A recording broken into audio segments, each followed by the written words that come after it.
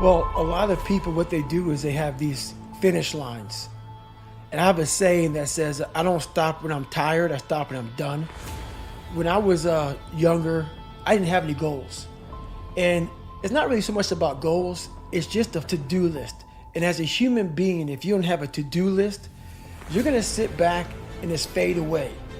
It's like a lot of people who are in the military, who are in business, who are whatever, they say, hey, I'm gonna do 20 years and I'm gonna retire. Okay, what's next? So I have a what's next list.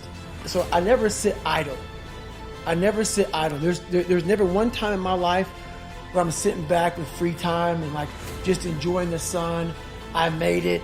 Yeah. I've arrived. No, I've never arrived. And a lot of people say, are you happy?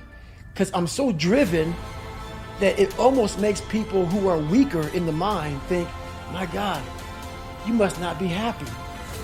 That's a weaker person's way of saying you've overachieved, David Goggins, and you're making me feel like crap.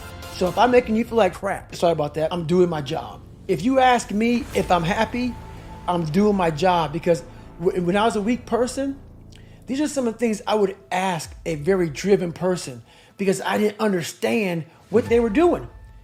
Because they were so driven that my mind was so weak that I was like, they must not be happy.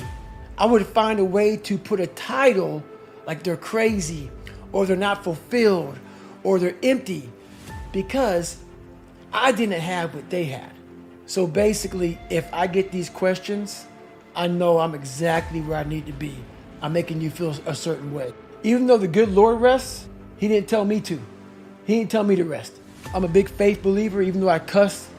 I'm a big faith believer, but God didn't tell me to rest. When I got through with that first 100-mile race that I did around that 1-mile track that I didn't prepare for, and I was considerably, it was horrible. And I'll never forget, I found such peace and beauty. And I got done, I was in the worst pain of my life.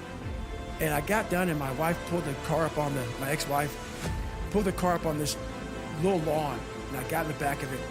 And I got up the stairs. I'm not gonna go through the whole story, but I remember laying in the tub.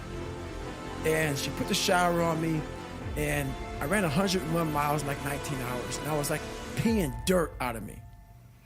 And I'm sitting there and I'm jackhammering, and my body is just the most broken it's ever been, even to this day.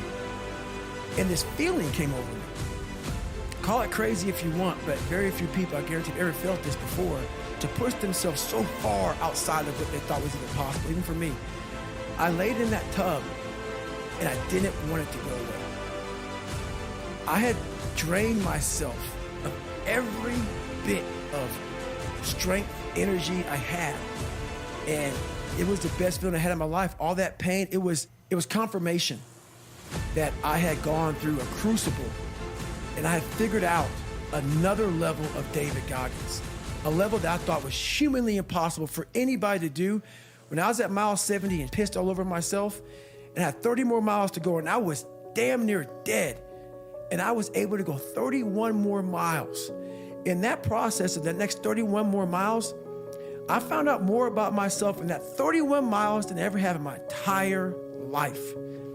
The conversations, the mental blocks, the roadblocks, everything horrible. It was just feeding at me like light speed. Get out of here, man. But I was able to figure out different tactics. And when I finally got done with that, and I laid in that tub and it was over, the feeling of, my God, man, you just really discovered a whole new world, a whole new part of the brain that I guarantee very few people have. So it's a feeling I can't even describe. There's always a blockade. There's a barrier in your brain. You got to find out what kind of removes that barrier from your brain. My biggest barrier was my father. And once I removed that barrier, I was free to think. And once I felt good about myself, I was free to put action in. I never felt good about myself. I never felt good about myself. Whenever I would get somewhere, the demon would come back, put me right back in the cage. If you don't go back, like I'm a runner, left knee hurts. A lot of people focus on that left knee. A lot of times it's your right hip. And that's about life. You got to figure out what has messed you up mentally. Go to the source. Go to the origin of the source.